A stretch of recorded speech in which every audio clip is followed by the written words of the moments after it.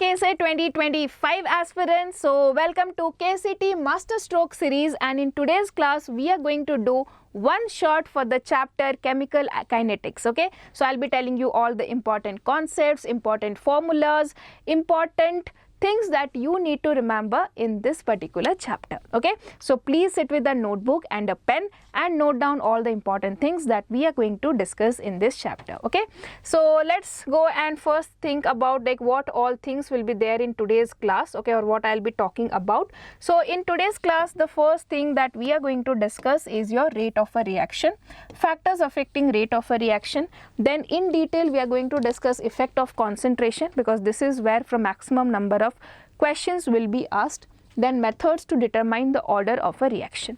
After that we'll go to part 2, where we will talk about effect of temperature, effect of catalyst and collision theory. Okay, so yes, let's move first with rate of weightage. You can see from the last 10 years, or I can say like 7-8 years, the weightage has been 3 to 4 questions.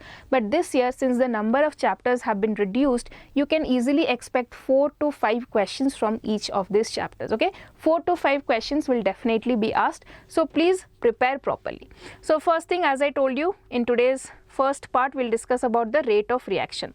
Now rate of reaction is of two types, average rate and instantaneous rate. Okay, and we'll talk about differential rate equation. Okay, after that we have effect of concentration. In this we are going to study rate law and rate constant. We will discuss order and molecularity, integrated rate equation, half-life method and pseudo first order reaction. Okay, so let us start with the first thing, that is rate of a reaction. So rate of a reaction, as I told you, is of two types, average rate and instantaneous rate. So average rate is that rate which is measured for a certain time interval, okay, and it is represented by this delta, whereas instantaneous rate is measured for a particular instant and it is represented by d by dt. Okay, now I'll show you the graph here. So you can see this graph is for concentration of the reactants, right? So the concentration of reactants have decreased from R0 to a certain value. Okay, now in this what happens, there is a time interval, like for example T1 to T2. Okay, so here you see this is the value, this is the value. The change in concentration from here to here is called as delta R. Okay, and the time interval is called as delta t. So that is your average rate. Now if at this particular point I want to calculate what is the change in the concentration, that is your instantaneous rate, and that you will get by calculating the slope of the graph, or dr by dt. Okay, similarly we can find it for the graph of the products. Okay, now here is a small question, which of the following statement is correct? So the rate of a reaction decreases with the passage of the time as the concentration of the reactants decreases. Yes, definitely you can see, as the concentration of the reactant decreases, the rate will also decrease. The rate of a reaction is same at any time during the reaction? No. The rate of a reaction is independent of the temperature change? No, it is affected by temperature as well.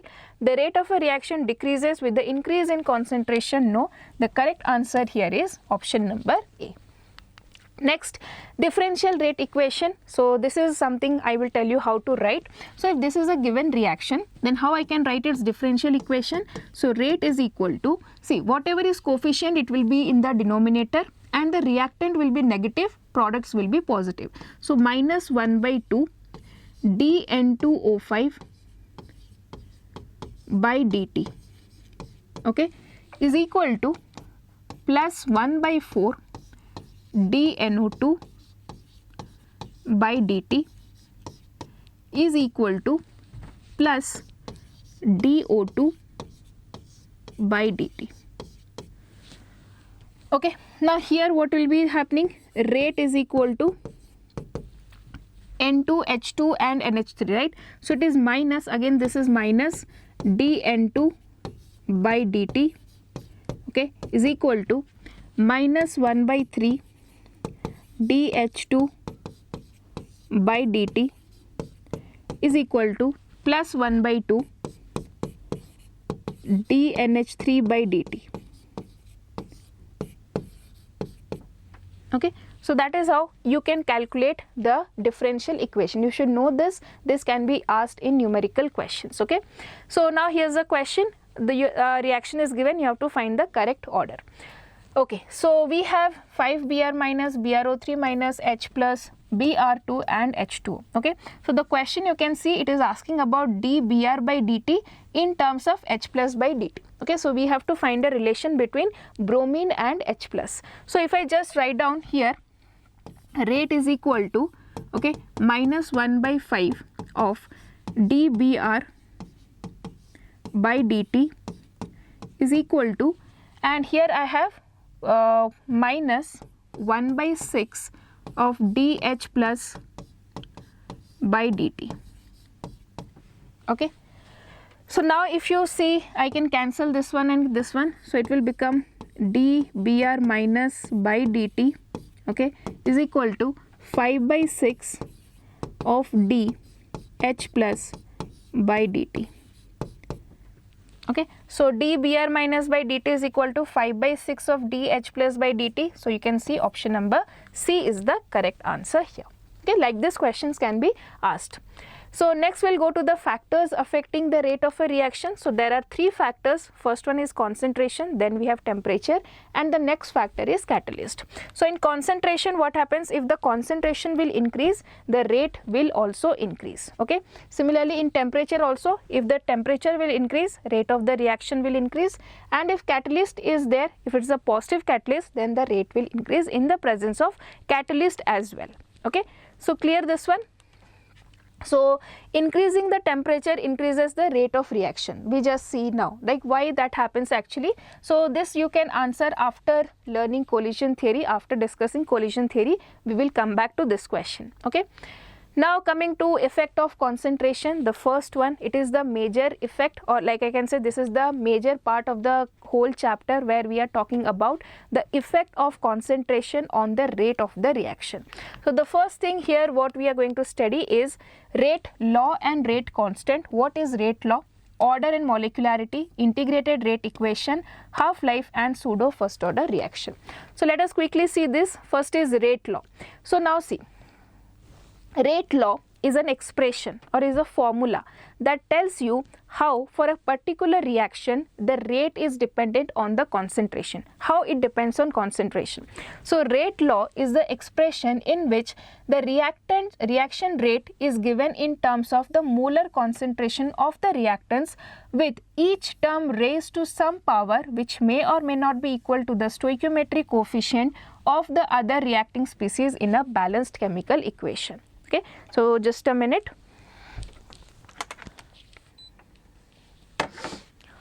Okay, now see, suppose we have this chemical reaction, that is A plus B gives C plus D.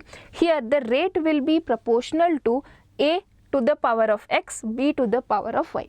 This X and Y is what we will discuss afterwards. So this X and Y may or may not be equal to A or B. Now if there is a proportionality, we have to remove the proportionality. For that we have to multiply a constant. So that is this K. Okay, and so what is this K? K is nothing but rate constant. Okay. Now what will be the units of K? Suppose I have a simple reaction, I will write rate is equal to K into A to the power of N. So rate unit is what? We have concentration by volume. So, or sorry, concentration by time. So concentration is what? In terms of molarity, mole liter inverse by time second inverse. Then divided by, here we have mole liter inverse to the power of N is equal to K value. Okay, so here what I will get? Mole 1 minus N, liter will be N minus 1 and second inverse. Okay, so that is the unit of rate constant, mole 1 minus N, liter N minus 1, second inverse. Okay, now here's a question. So rate law of a reaction is given where rate is equal to K into A into B. Concentration of reactant B is doubled. Okay, keeping the concentration of A constant, the value of the rate constant will be. So you see now rate is equal to what? K into A and B. Okay, now concentration of B is doubled. So what I will do? This one will be 2B. I can take this 2 out. Okay, so I can write like this. Okay, this is R dash, right? Now means this is a new rate, so I can write nu dash is equal to 2 into the initial rate. So what is it happening? The rate is now doubling. So option number B. Okay, so what exactly this rate law is telling, that in this particular reaction, if I double B, rate will also get double. Okay, fine. Next we'll talk about something, the molecularity and order of a reaction. So this is very, very important to understand what is order. So if you see the definition of order, it is simply, we have discussed here, right, rate law, x and y. So the sum of x and y is called as the order of the reaction. Okay, so you can see here the definition, the sum of the powers of the concentrations of the reactants in the rate expression is called as the order of the chemical reaction. But actually I'll tell you what exactly the order tells us. Okay, so order of a reaction can be 0, 1, 2, 3 and even fraction. This is important line. This is you won't find in any book. This is what I have written. Order tells us how the rate changes when the concentration changes. Now let me give you a small example. Suppose you have a reaction, A gives you B. Okay, simple reaction, A gives you B. Okay, now I will write rate is equal to K into A to the power of 1. So order is 1 here. I'll write another example, rate is equal to K into A to the power of 2. Okay, so now what is the difference if the order is 1 and order is 2? Please understand this one. Now suppose I have doubled the concentration of A. Okay, if this reaction follows first order and I have doubled the concentration of A, so I can write R is equal to K into 2A. Okay, or I can new rate R dash, so I can write it as 2 times of K into A, or I can write it 2 into R. Okay, so when I double the concentration of A, the rate is doubling. Okay, but now if there is a second order reaction, what will happen? If I write R is equal to K into 2A square, R dash, right? Now R dash is equal to 2 2s are 4, so 4 will come out, K into A square, so I can write it as 4R. So now the same reaction, if it is a second order, you see if you double the concentration, rate becomes 4 times. The same reaction, if you double the concentration, rate becomes 2 times if it is a first order reaction. So what can we conclude? Order will tell us if you change the concentration, how the rate will be affected. Okay, that is the work of the order in a reaction.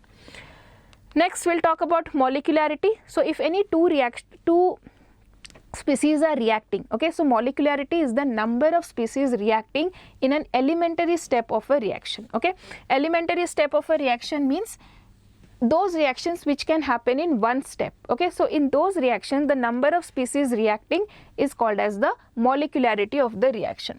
Now for example, if you see here, how many species is reacting? 1, so it is molecularity is 1. Here you can see 2 molecules, so molecularity is 2. Here 3, so molecularity is 3. Clear? After that, let's solve a question. Which of the following statement is not correct about the order of a reaction? Order of a reaction can be a fractional number. Yes, that is a correct statement. Question is asking not correct. Okay, so be very, very specific what is asked. Next, order of a reaction is experimentally determined. Yes, this is also correct. I forgot to tell you. Order has to be determined experimentally only. Order of a reaction is always equal to the sum of the stoichiometric coefficients of the reactants in the balanced equation. No. Order can be or cannot be equal to the stoichiometric coefficients in the balanced chemical equation. Okay, sometimes it may, sometimes it may not. Okay, next we'll talk about integrated rate equation. So integrated rate equation expresses the concentration of the reactants in the chemical reaction as a function of time. Means what? Integrated rate equation tells us that if a reaction is happening, how much concentration of the reactant will be left after a certain interval of time, or after to convert from, suppose you are starting a reaction with 100 gram of A.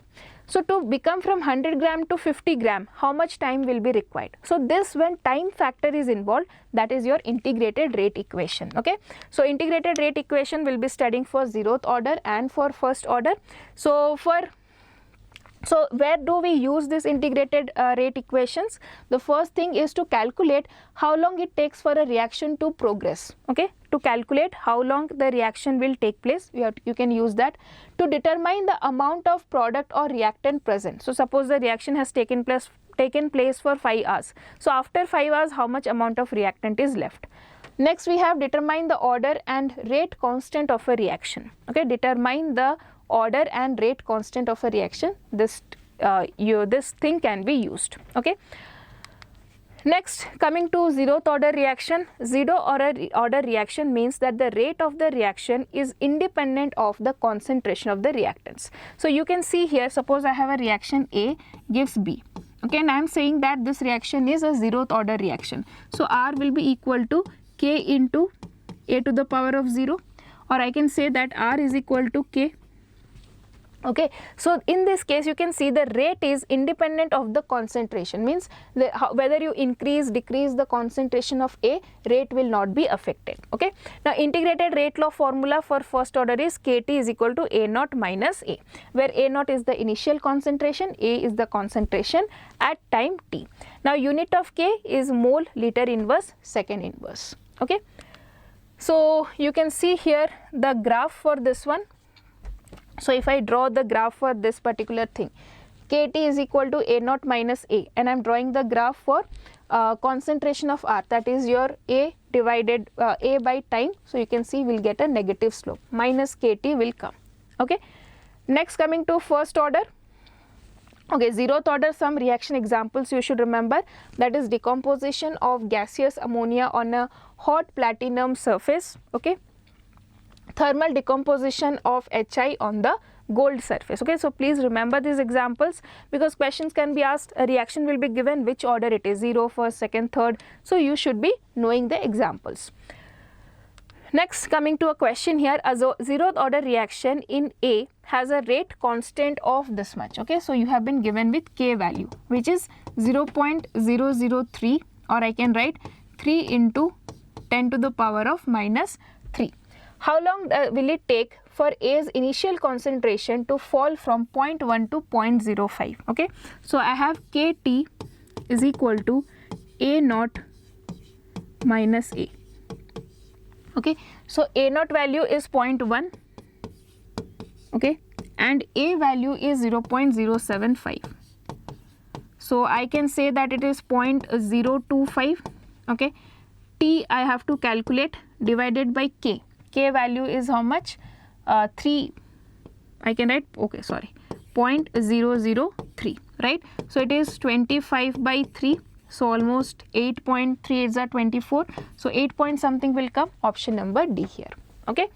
Next, coming to first order reaction. So in first order the same thing will happen here. The rate will depend on the first power of the concentration of the reactant. So R will be equal to, rate will be equal to K into A. Okay. Next we have integrated rate law. KT is equal to 2.303 log A naught by A. Okay, and unit of K is mole liter. Sorry, here a small mistake. Unit of K is second inverse. Okay, so for first order the unit of K is second inverse.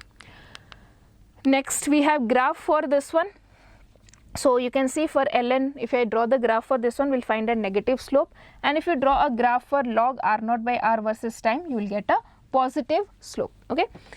Next we have here examples of first order reaction, again very important: hydrogenation of ethene, natural and artificial radioactive decay, and decomposition of N2O5. Okay, these are all examples of first order reactions. Next, coming to the rate constant of a decomposition of N2O5 at 320 Kelvin is 4 into 10 to the power of minus 4 second inverse. If the initial concentration is this much, the concentration after 800 seconds will be. Okay, so here you can see it is nowhere mentioned that it is a first order reaction. Okay, but you can see here the unit of K is second inverse, that is one indication, and we have also seen that the example decomposition of N2O5 is a first order reaction, right? So we can use the formula here. T, what we have to calculate, the concentration after 800 seconds is. Okay, so we have this formula, KT is equal to 2.303 log of A naught by A, right? So rate constant is already given, 4 into 10 to the power of minus 4. Okay, then time is given 800 seconds. Okay, 2.303 log of A naught value is 1.6 into 10 to the power of minus 2, okay, by A. So now if I solve this one, 4 8s are 32 into 10 to the power of minus 2, okay, divided by 2.303, okay, log of 1.6 into 10 to the power of minus 2 divided by A. Okay. Now what I can do, I can just consider this as 2, okay, or like 2.3. So okay, so if I just 1 second, I can calculate it. So now if I solve this, the answer that I will be getting is 1.1 into 10 to the power of minus 2. Okay.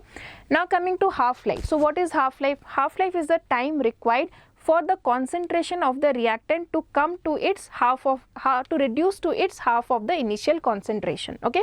So half-life is proportional to 1 by A naught to the power of n minus 1. Okay.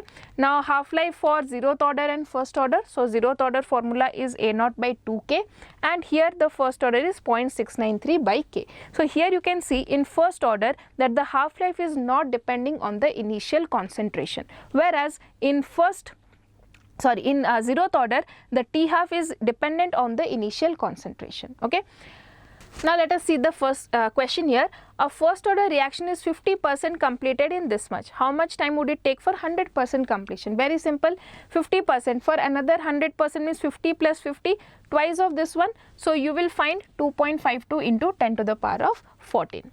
Next, something is called a pseudo first order reaction. See, pseudo first order reactions are those reactions in which it appears to be first order, but it is actually a second order reaction. The formula that is used is for the first order.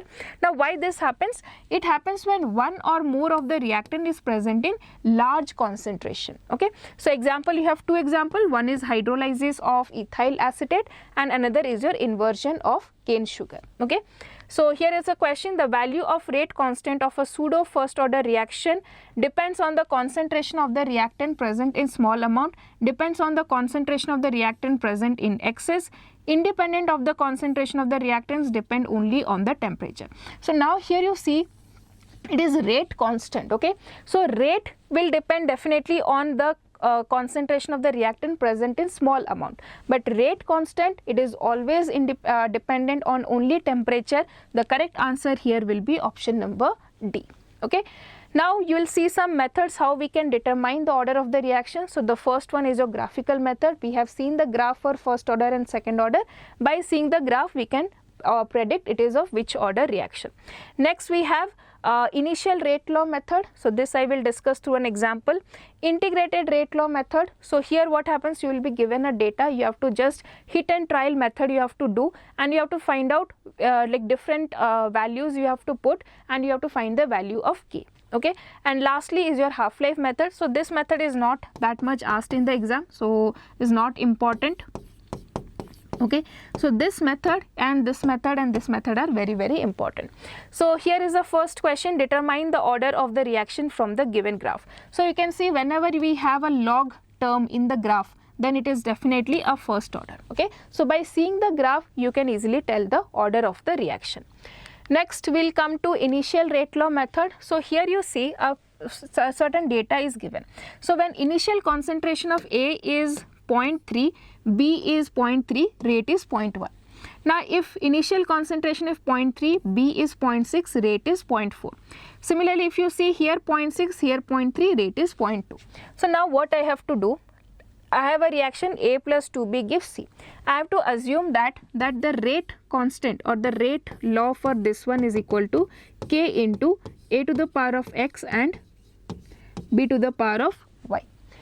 Now what I have to do here, you can see that you have to find the X and Y. If you find, you will be able to answer the question.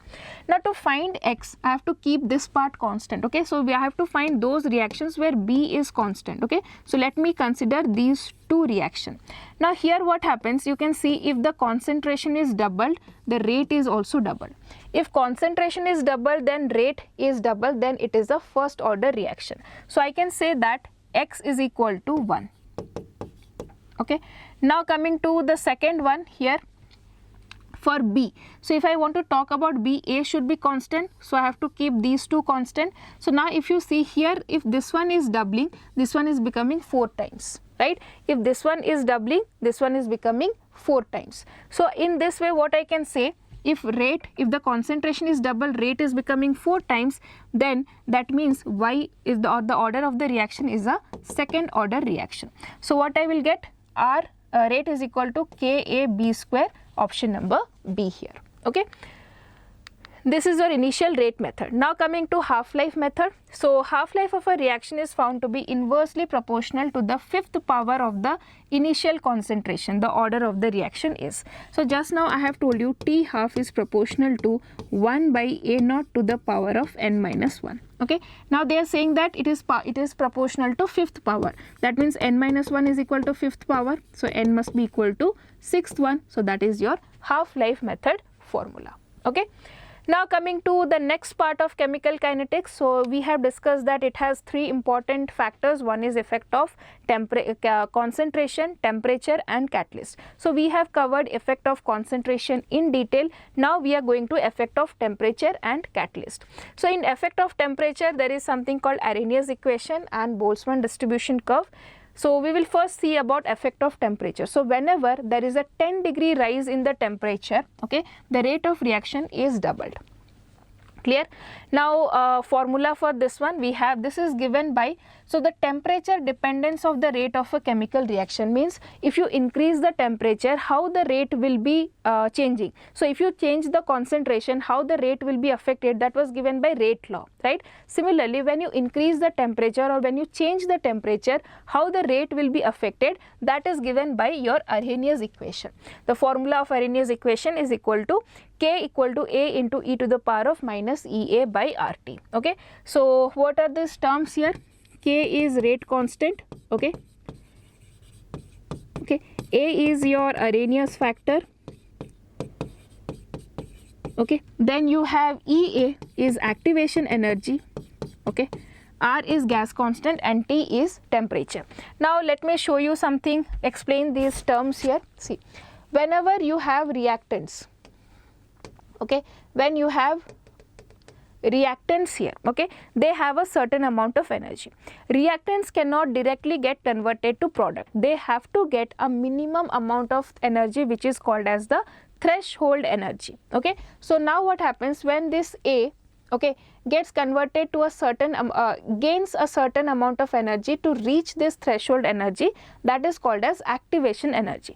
Means this much energy is required, the molecule is having this much energy, so this much energy is required to get converted to the product side. So that means how much energy I have to provide to the reactants at this point of time, that energy is called as your activation energy. Okay, now from here, from activated complex, it comes down and this is your enthalpy change of the reaction. Okay, fine. Now coming to here, we have K is equal to A into e to the power of minus EA by RT. So at that time we have ln K is equal to ln A minus EA by RT. So just the ln form of that one. So if you have two different temperatures, you can just modify this equation to this form. Log K2 by K1 is equal to EA by 2.303 R, 1 by T1 minus 1 by T2. Clear? So now coming to this one, just you can draw the graph for this equation. We will get this type of graph, a straight line equation. Now something we have to understand is Boltzmann distribution curve. Now we have studied just now that if we increase the temperature, the rate of the reaction will increase. Now what is the reason for that? So now see, very simple it is to understand. You have a reactant, okay? A reactant must possess a certain amount of energy to get converted into product, right? If I show you this graph, where is it? Yes, a reactant must possess this threshold energy to get converted into the product side. Okay, so now what happens when you increase the temperature? Just a minute. Yes, when you increase the temperature, okay, the number of particles having energy more than the threshold energy increases. Now see, suppose this is the graph, okay, this is the graph at temperature T, okay. Now this is a line, okay, this is the line the particles lying from this side are having energy more than the threshold energy. So I can say that these many particles are having energy more than the threshold energy.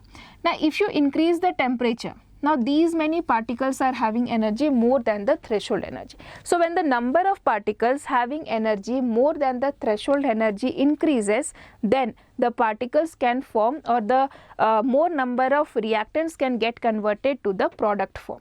Okay, so that is what is the fact here. Okay.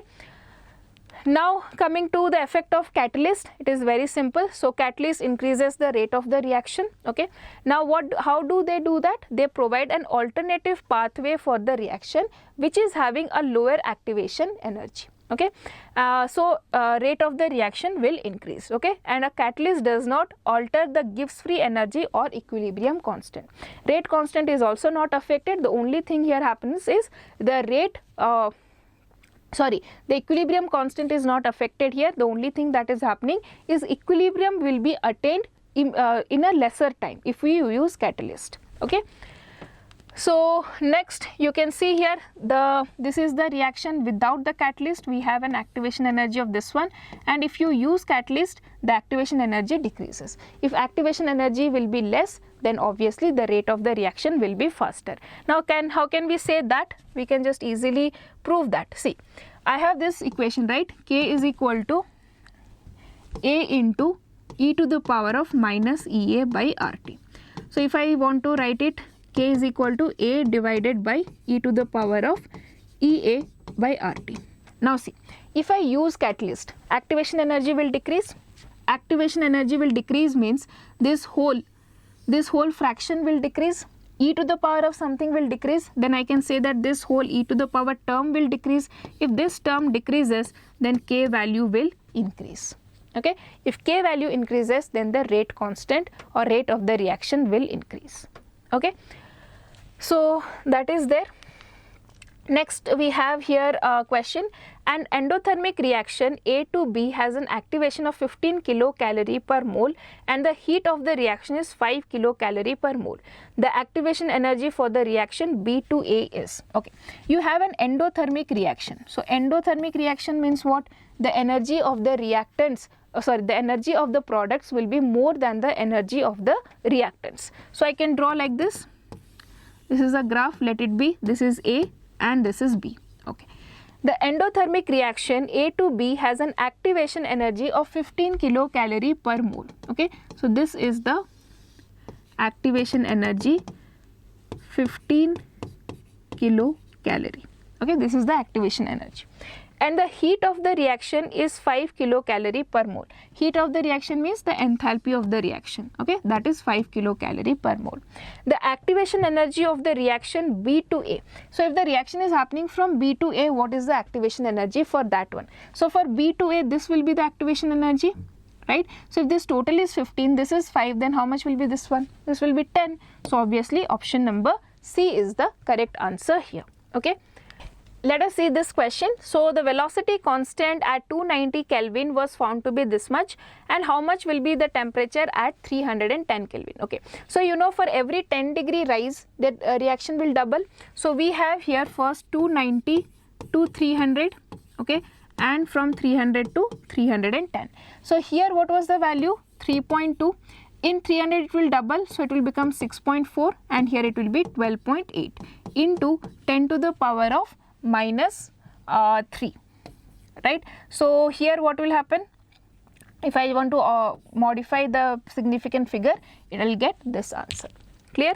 Now we'll go to something called as collision theory. Okay, so collision theory is just a theory which tells about how the reactant molecules collide with each other. Okay, so according to this theory, the reactant molecules are assumed to be hard spheres. Okay, and the number of collisions per second per unit volume is called as your collision frequency.